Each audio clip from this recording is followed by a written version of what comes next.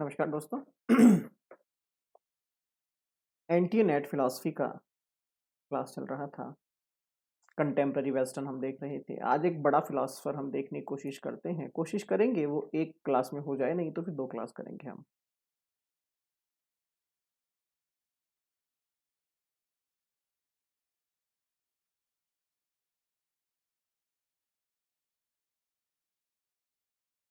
चलिए, विटगेन्स्टाइन।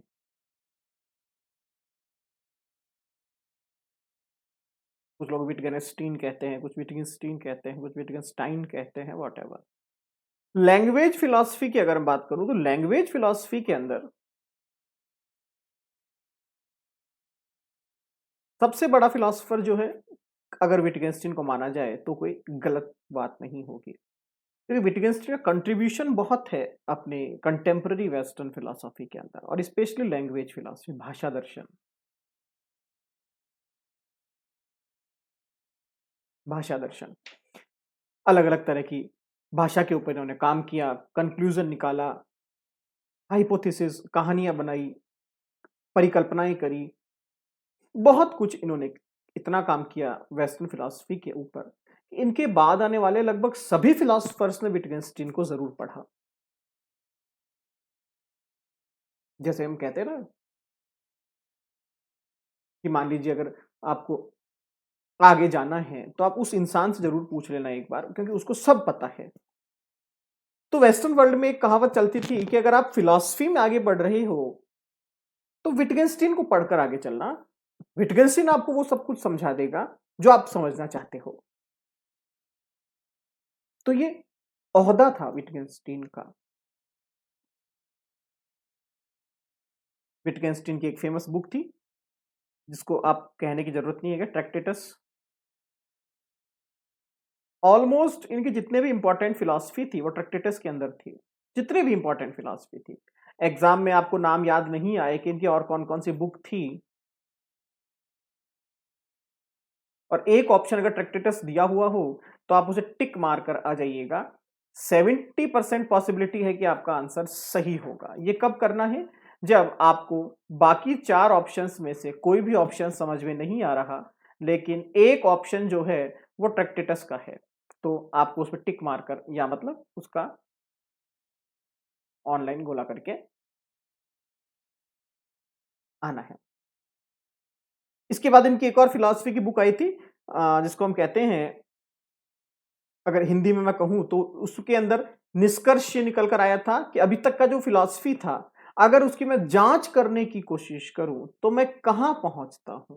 तो विटगेन्स्टीन ने सारे जितने भी इनके पीछे के फिलॉसफर्स थे उनका इन्वेस्टिगेशन करने की एक कोशिश की, और उस बुक का नाम था फिलोसॉफिकल इन्वेस्टिगेशन। Philosophical investigation. दो ही फेमस बुक है, वैसे तो बहुत सारी बुक्स है। अगर आप विटगेन्स्टीन की बुक्स का लिस्ट देखें तो वो कभी खत्म नहीं होगा, इतना बुक्स इन्होंने लिखा है। बहुत सारी बुक्स है, तकरीबन 20 से 25 अगर मैं इंपॉर्टेंट कहूं जो खुद ने लिखी है। कुछ बुक्स ऐसी जो किसी के साथ लिखी है। चलिए, पहली थ्योरी शुरू करते हैं विटगेन्स्टीन की। जैसा कि मैंने आपसे कहा कि विटगेन्स्टीन ने लैंग्वेज फिलॉसफी में सबसे ज्यादा काम किया है। विटगेन्स्टीन ने भाषा दर्शन के ऊपर सर्वश्रेष्ठ काम किया है। और भाषा भी कौन सी? आम भाषा। भाषा भी कौन सी? वो आम भाषा जिसका इस्तेमाल दर्शन में किया जा सकता है। भाषा कौन सी?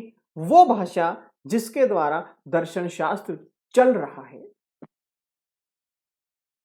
आप कहेंगे सर आपने कॉमन लैंग्वेज की बात करी, आम भाषा। तो जब मैं आम भाषा बोल रहा हूं तब मैं उस भाषा की बात कर रहा हूं जो फिलोसॉफिकल वर्ल्ड में कॉमन है, ना कि आपके और मेरे घर के अंदर कॉमन है। कि आज चाय में क्या बनाया है, आज रोटी किस चीज की बनाई है, ये साधारण बोलचाल की भाषा है।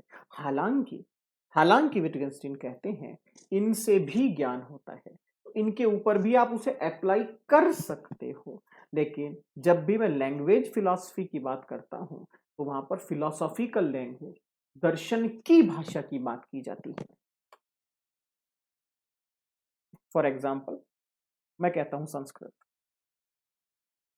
या मैं कहता हूं धार्मिक भाषा। आप कहेंगे सर धार्मिक भाषा भी संस्कृत में होती है तो अलग अलग क्यों लिखा आपने?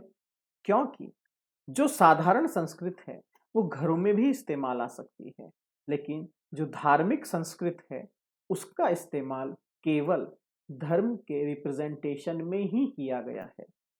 वो अलग बात है, संस्कृत आम बोलचाल की भाषा भी हो सकती है, मे बी पॉसिबल। जब मैं रिलीजियस फिलॉसफी पढ़ रहा हूं तो मैं धर्म की भाषा की बात कर रहा हूं। धर्म की भाषा मतलब वो लैंग्वेज जिससे उस पर्टिकुलर धर्म का रिप्रेजेंटेशन किया जा रहा है। इसी तरह से जो फिलॉसफी का लैंग्वेज है वो फिलॉसफी का रिप्रेजेंटेशन हो रहा है।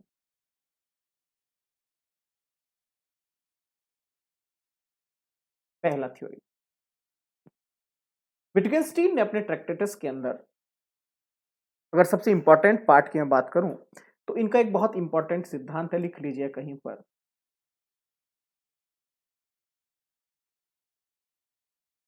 The limits of language.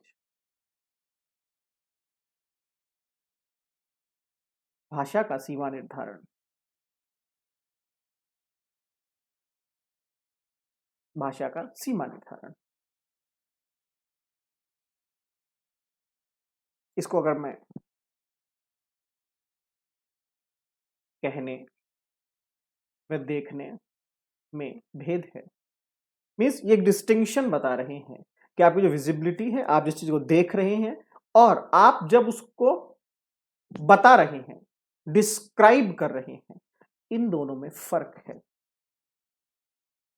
मतलब हम देखते तो बहुत कुछ है, लेकिन डिस्क्रिप्शन किस किस का देते हैं, किस किस तरीके से देते हैं, कहां तक दे सकते हैं।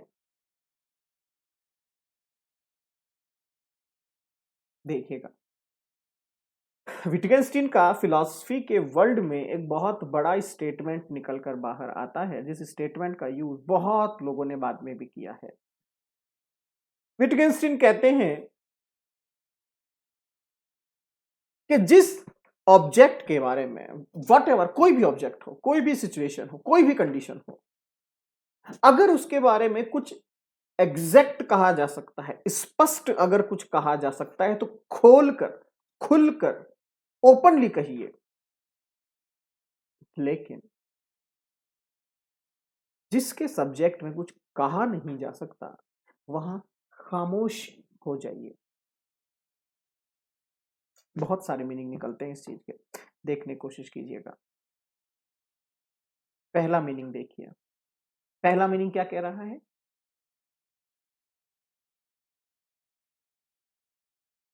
ये आपका एक ऑब्जेक्ट है, ये आप हैं। आपको पता है इस ऑब्जेक्ट के विषय में, इसके सब्जेक्ट में मुझे कुछ कहना है। कब कहेंगे आप? जब आप इसे जानते हैं, जब आप इसे पहचानते हैं, जब आप इसे रिकॉग्नाइज कर रहे हैं कि ये एक गाड़ी है। आपने क्या कहा? ये एक गाड़ी है, ये एक गाड़ी है। विटगेन्स्टीन क्या कह रहा है? जिस ऑब्जेक्ट के विषय में कुछ कहा जा सकता है, स्पष्ट रूप से कहा जा सकता है, एग्जैक्ट कहा जा सकता है, वहां कहिए, स्पष्ट रूप से कहिए। लेकिन जहां डिस्क्रिप्शन नहीं है, रिकॉग्नाइजेशन नहीं है, विषय की समझ नहीं है, उसके विषय में समझ नहीं है, तो खामोश रहना अच्छा है। ये हो गया एक पॉइंट ऑफ व्यू। दूसरा पॉइंट ऑफ व्यू, कहना वही अच्छा है जहां आपको हर एक सिचुएशन की नॉलेज हो। कहना वही अच्छा है जहां आपको हर एक सिचुएशन की नॉलेज हो। अदरवाइज कभी कुछ मत कहना, अदरवाइज कभी मत कहना कुछ। थर्ड, जो आधे अधूरे शब्द हैं, आधा अधूरा ज्ञान है, उसको कभी रिप्रेजेंट करने की कोशिश मत करना। इट मीन्स अगर इसको मैं लैंग्वेज फिलॉसफी के हिसाब से कहूं,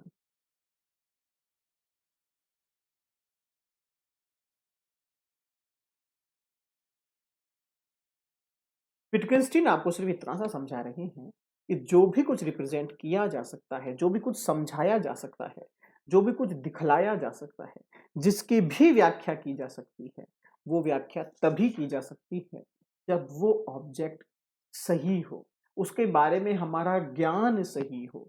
हमारा ज्ञान, हमारी नॉलेज और सामने वाला ऑब्जेक्ट, अगर ये तीनों चीजें सही है, तभी मैं कह सकता हूं कि मैंने जो कहा वो सही है। फॉर एग्जाम्पल, हमने एक कंसेप्ट पढ़ा होगा, ज्ञाता, ज्ञान, ये आपका ऑब्जेक्ट है, ये इसकी नॉलेज है, और ये वो बंदा है जो इसकी नॉलेज कर रहा है, ज्ञान कर रहा है। ये तीनों चीजें अगर एग्जैक्ट है, एक्यूरेट है, तभी जाकर आपकी नॉलेज की कोई वैल्यू होगी, अदरवाइज नॉलेज नहीं हो सकती। इंडियन फिलॉसफी में भी ये कंसेप्ट चलता है। विटगेंस्टीन भी आपको यही कहना चाह रहा है। कहने का तात्पर्य क्या है, फिर से स्टार्टिंग में चलते हैं। मैंने क्या टॉपिक का नाम लिया था कि कहने में और देखने में फर्क है। देखते हम बहुत कुछ हैं, लेकिन कहते हम बहुत अलग हैं। एक गेम चलता है जापान के अंदर, मैं नाम तो उसका भूल गया, इंडिया में भी बहुत जगह आजकल स्कूल्स में उसका यूज किया जाता है। कैसे?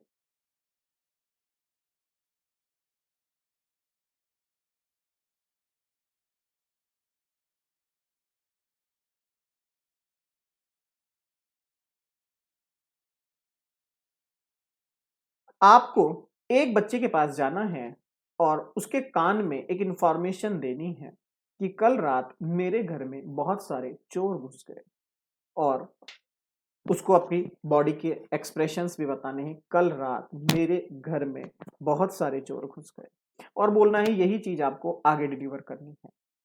उसने नहीं देखा कि आपने उसे क्या बताया, सेम चीज डिलीवर करनी है। आपका चैलेंज है सेम चीज डिलीवर करनी है।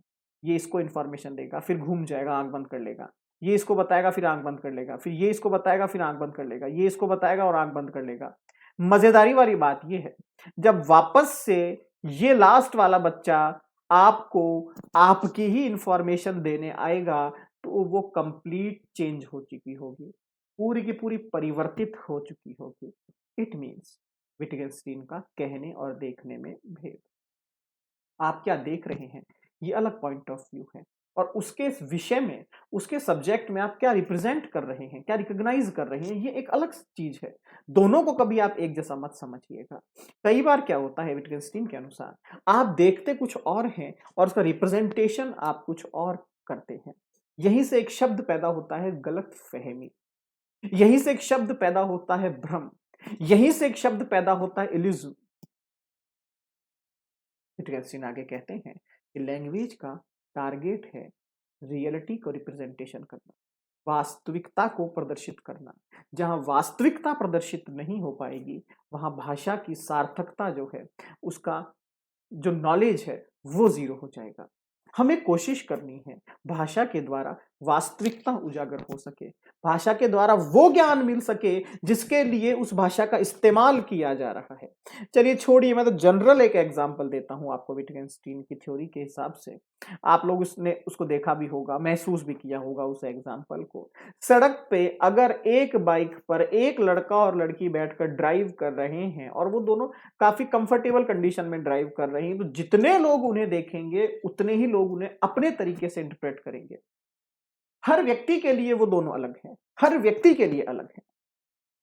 कोई उन्हें कहेगा ये गर्लफ्रेंड बॉयफ्रेंड है, कोई कहेगा हस्बैंड वाइफ है, कोई कहेगा ये दोस्त है, कोई कहेगा ये भाई बहन है, कोई कहेगा ये लिफ्ट दे रहा है, कोई कहेगा ये इसको जो है कैब है, कैब के अंदर ये जा रही है। सिचुएशन, कंडीशन, ऑब्जेक्ट एक है, लेकिन एक ऑब्जेक्ट की जो रियलिटी है वो 10 कैसे हो सकती है? विटगेंस्टीन कहता है भाषा का टारगेट है रियलिटी का रिप्रेजेंटेशन करना, ना कि इल्यूजन का रिप्रेजेंटेशन करना। जब तक भाषा के अंदर वास्तविकता नहीं आएगी, या फिर जब तक भाषा से वास्तविकता को नहीं जाना जाएगा, तब तक वो भाषा आपकी यूजलेस है, निरर्थक है वो भाषा। जैसे मैं कहूं आपसे कि सफेद रंग की काली गाड़ी नीली सड़क पर लाल धुआं छोड़ती है। कर लीजिए नॉलेज। सफेद रंग की एक काली गाड़ी है जो कि नीली सड़क के ऊपर लाल धुआं छोड़ते हुए चलती है। बताइए क्या है।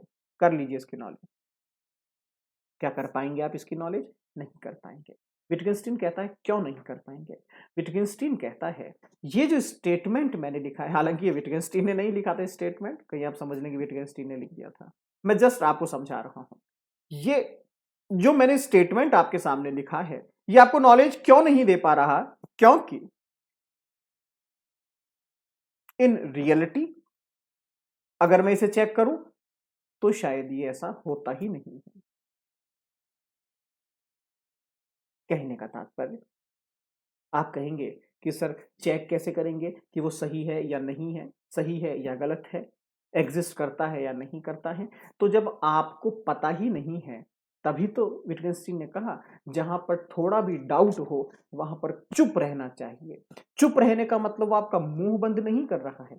चुप रहने का मतलब फिलोसफिकल इन्वेस्टिगेशन। इन्वेस्टिगेशन कीजिए उस चीज का, क्या वो है, क्या ऐसा होता है, क्या कभी ऐसा हुआ था, क्या आज ऐसा है, क्या कल ऐसा हो सकता है क्योंकि पहले भी था। ये इन्वेस्टिगेशन कौन करेगा? ये आप करेंगे। और जब तक इन्वेस्टिगेशन चल रहा है तब तक प्लीज रिकॉग्नाइजेशन या इसका रिप्रेजेंटेशन मत कीजिए, व्याख्या मत कीजिए, प्रस्तुतिकरण मत कीजिए, वरना क्या होगा। विटगेंस्टीन कहता है अगर आधा अधूरा ज्ञान रिप्रेजेंट कर दिया गया तो आप भ्रम की अवस्था में पहुंच जाएंगे, इल्यूजन की कंडीशन में पहुंच जाएंगे। विटगेंस्टीन कहता है कि फिलॉसफी के अंदर जो गलत नॉलेज जिसे कहा जाता है, भ्रम जिसे कहा जाता है, कंफ्यूजन जिसे कहा जाता है, वो क्या है। विटगेंस्टीन कहता है कुछ भी नहीं है, सिर्फ और सिर्फ लैंग्वेज का गेम है, केवल भाषा का एक खेल है। कैसे खेल है? भाषा के द्वारा आधे अधूरे ज्ञान को रिप्रेजेंट कर दिया गया और उस आधे अधूरे ज्ञान को लेने वाला व्यक्ति उसे सही समझकर आगे बढ़ गया, लेकिन जब उसने इन्वेस्टिगेशन शुरू किया तो वो कंफ्यूज हो गया। फॉर एग्जाम्पल, मैं सिद्ध कर दूं 2x2 = 6 और मेरे स्टूडेंट्स को भी मैं पढ़ा दूं 2x2 = 6 और जब वो इस पे इन्वेस्टिगेशन करने जाएं तो उन्हें पता चले 2x2 = 4 होता है, तो क्या अब उन्हें कंफ्यूजन की स्थिति नहीं आएगी? किस पर विश्वास करें, सर के ऊपर या मेरी इन्वेस्टिगेशन के ऊपर? द्वंद्व किसे कहते हैं, ड्युअलिटी किसे कहते हैं? द्वंद्व का मतलब है कि सिचुएशन एक है 2x2 लेकिन रिजल्ट दो है 4 और 6। ड्युअलिटी, दो ऑब्जेक्ट मेरे सामने हैं। द्वंद्व, दो, अब दो लक्ष्य मेरे सामने हैं 4 और 6, मैं किसे सही मानूं? मैं 6 को इग्नोर नहीं कर सकता क्योंकि सर ने कहा है, मैं 4 को भी इग्नोर नहीं कर सकता क्योंकि मेरी रिसर्च कहती है। अगर मैं सर को कहता हूं सर आप गलत हैं तो ये सर की इंसल्ट है। अगर मैं कहता हूं कि मैंने गलत रिसर्च करी है तो ये मेरी मेहनत का मजाक है। मैं जाऊं तो जाऊं कहां? विटगेंस्टीन कहता है कि जो भी कंफ्यूजन होती है, जो भी भ्रम पैदा होता है फिलॉसफी के अंदर, वो सब लैंग्वेज के कारण होता है। लैंग्वेज का मोटिव है रियलिटी का रिप्रेजेंटेशन। जब भी आप कोई शब्द कहें, जब भी आप कोई बात करें फिलॉसफी के अंदर, तो कोशिश करें अगर हमें पता है तब तो हम उसका रिप्रेजेंटेशन करें, अगर हमें नहीं पता है तो खामोश है। खामोशी से क्या होगा? पहली बात, अगर हम खामोश हैं तो उससे हमें सीखने को मिलेगा, उससे हमें सीखने को मिलेगा। दूसरी बात, अगर हम खामोश हैं तो हम कंफ्यूजन की कंडीशन से बचेंगे, हम कंफ्यूजन की कंडीशन से बचेंगे। इसलिए कहने में और देखने में बहुत डिफरेंस है अकॉर्डिंग टू विटगेंस्टीन। विटगेंस्टीन का सिर्फ इतना सा कहना था कि आपकी जो लैंग्वेज है वही आपको ज्ञान करवाती है। आपकी जो लैंग्वेज है वही आपको ये समझाती है कि हम क्या देख रहे हैं और हम क्या नहीं देख रहे हैं, हमें किसका नॉलेज है और हम किसके लिए अभी तक मूर्ख बने हुए हैं। कौन से ऐसे ऑब्जेक्ट हैं जिसकी हमें नॉलेज होना जरूरी है, कौन से ऐसे फैक्ट हैं जिसकी मुझे नॉलेज होना जरूरी है, और कौन से ऐसे फैक्ट एंड ऑब्जेक्ट हैं जिसके बारे में मुझे अभी तक कुछ पता ही नहीं। तो ये विटगेन्स्टाइन का बेसिक फिलॉसफी है। थर्ड टॉपिक आता है इसका। मैं बीच में आ रहा हूं क्या आपके?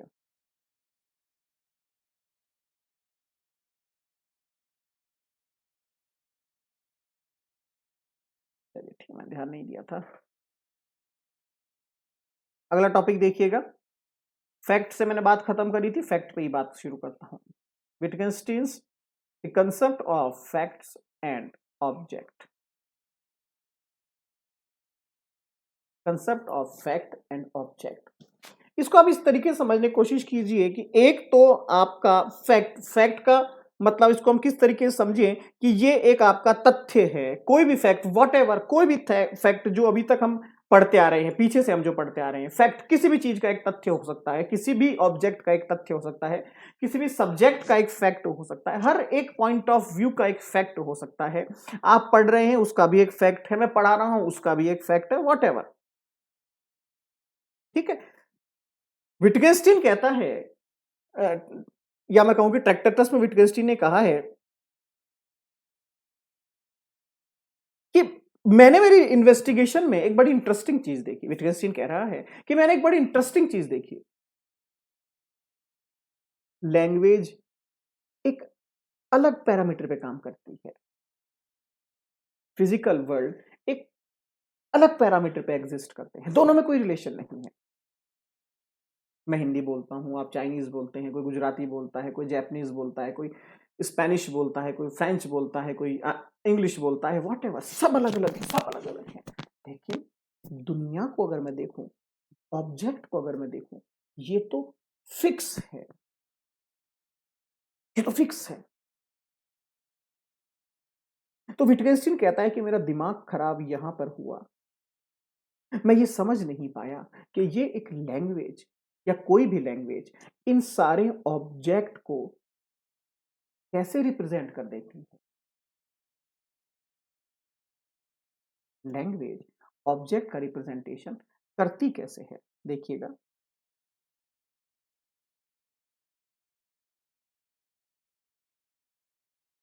इसको आप इस तरीके से समझने की कोशिश कीजिएगा।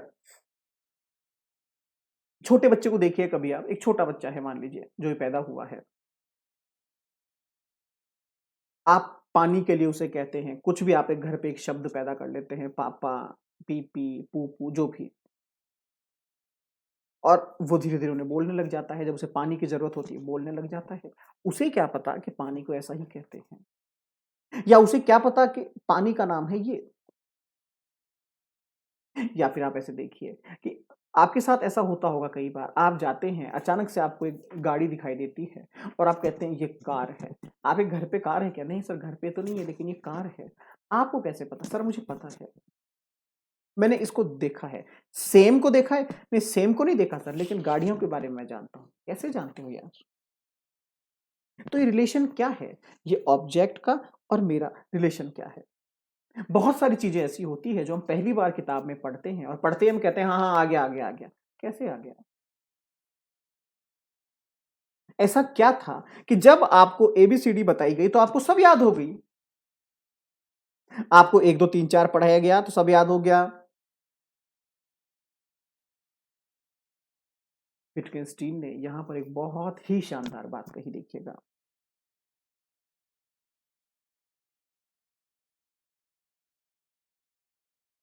जो भी आपके ऑब्जेक्ट हैं,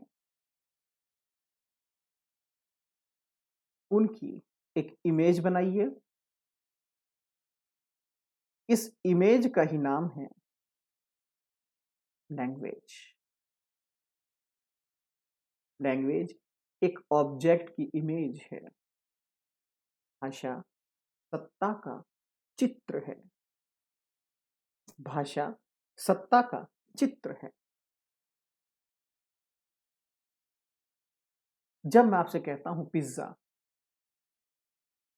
आंखें बंद कीजिए और सोचिए पिज्जा, क्या आपके मन में पिज्जा की एक इमेज आई? आई। मैं कहता हूँ आंख बंद कीजिए और इमेजिन कीजिए बर्गर, क्योंकि मैं खाने का शौकीन हूँ इसलिए मैं खाने की चीजें बता रहा हूँ। बर्गर, दिमाग में तुरंत बर्गर की एक इमेज तैयार हो जाएगी। मैं आपसे कहूंगा सैंडविच, ग्रिल सैंडविच। हाँ सर, ग्रिल सैंडविच। सर मुझे तो खुशबू भी आ रही है। ऐसा क्यों? विटgenstein कहता है जो लैंग्वेज है और जो ऑब्जेक्ट है उसके बीच में रिलेशन ये है कि जो लैंग्वेज है वो आपके ऑब्जेक्ट की एक इमेज है, चित्र है उसकी। भाषा सत्ता का चित्र है। भाषा सत्ता का चित्र है। अब इसको आप अपनी तरह समझ लीजिए। जितनी भी दुनिया हमें दिखाई देती है, जितनी भी दुनिया हमें दिखाई देती है, हमें उसका ज्ञान कैसे हो जाता है या शब्दों से किसी चीज का रिप्रेजेंटेशन कैसे हो जाता है? क्योंकि जब मैं शब्दों का इस्तेमाल करता हूं, भले ही मैं शब्दों का इस्तेमाल कर रहा हूं, लेकिन वास्तव में मैं आपके सामने उस कहानी की पिक्चर दिखा रहा हूं, उस ऑब्जेक्ट की पिक्चर दिखा रहा हूं। जैसे कई बार हम कहते हैं ना, यार कल मैं उस होटल में गया, क्या शानदार खाना था, बड़ा ही लजीज खाना था, कितनी अच्छी सब्जी के अंदर ग्रेवी थी, और वो मिठाई, अरे यार क्या मिठाई थी। तो मैं आपको शब्द नहीं बता रहा, मैं आपको उस इंसिडेंट की पिक्चर दिखा रहा हूं। आप कहेंगे सर पिक्चर कब दिखाई आपने? पिक्चर मतलब जब मैं इन शब्दों का प्रयोग कर रहा हूं, जब इस भाषा का प्रयोग कर रहा हूं, तो इस लैंग्वेज के अंदर मैं आपको उस ऑब्जेक्ट की इमेज दिखा रहा हूं। इट मीन्स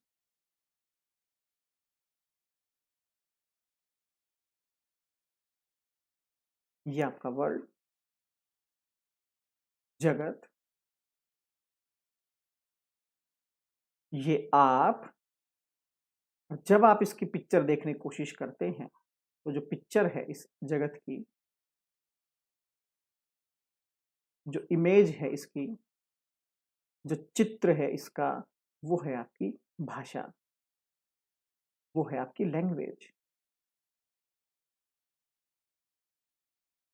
इसको आप इस तरीके से भी समझ सकते हैं कि एक व्यक्ति है जिसकी आंखें खराब है या फिर उसको धुंधला दिखाई देता है, उसको क्लियर नहीं होता कि मैं क्या देख रहा हूं क्या नहीं देख रहा। आपने उसे एक चश्मा लगा दिया और कहा कि अब दुनिया देखिए, तो वो कहेगा वाह, इतनी साफ दुनिया है। इट मीन्स क्या आपने नई दुनिया बना दी उसके लिए? नहीं सर, दुनिया तो वही थी। तो फिर ऐसा क्या कर दिया, कौन सा जादू कर दिया आपने कि उसे सब कुछ दिखाई दे रहा है? आप कहेंगे सर कोई जादू नहीं किया, हमने उसकी आंखों पर चश्मा लगा दिया ताकि वो इस दुनिया को देख सके। इसी तरह से लैंग्वेज काम करती है। लैंग्वेज कुछ और नहीं है, इस दुनिया की एक क्लियर इमेज है जो आपके माइंड में जा रही है। That's it. ठीक है।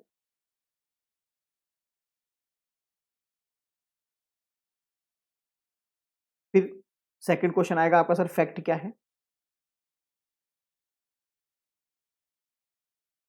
इसको आप इस तरीके से एक एग्जांपल समझाता हूं, आपको ज्यादा अच्छा समझ में आएगा।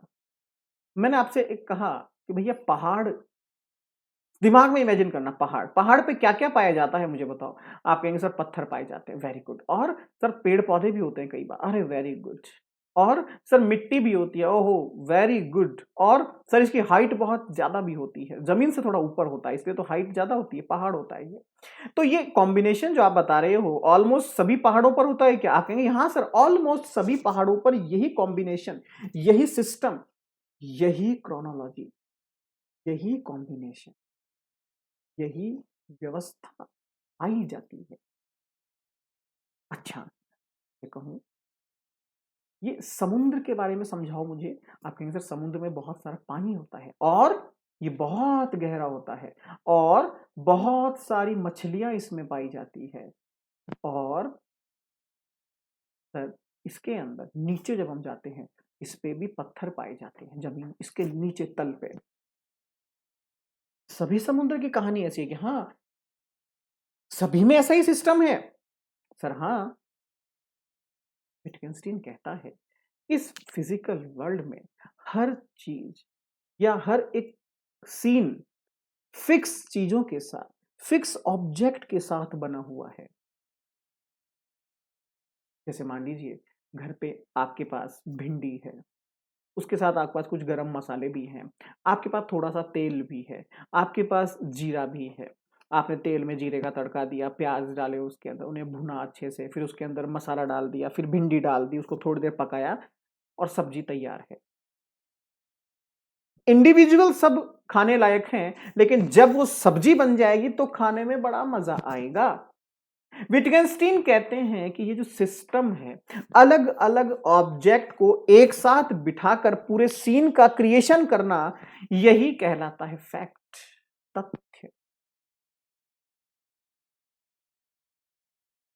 पत्थर,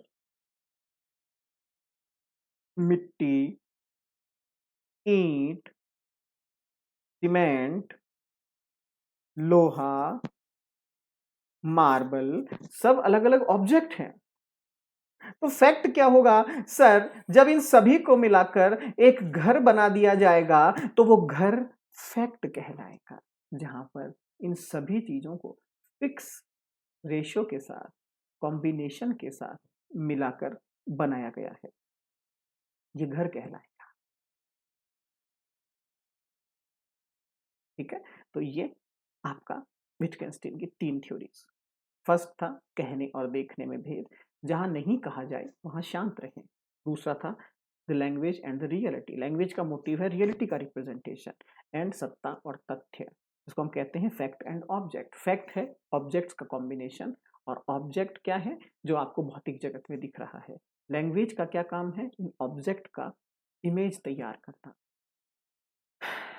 कोई दिक्कत हो तो बताइएगा। धन्यवाद।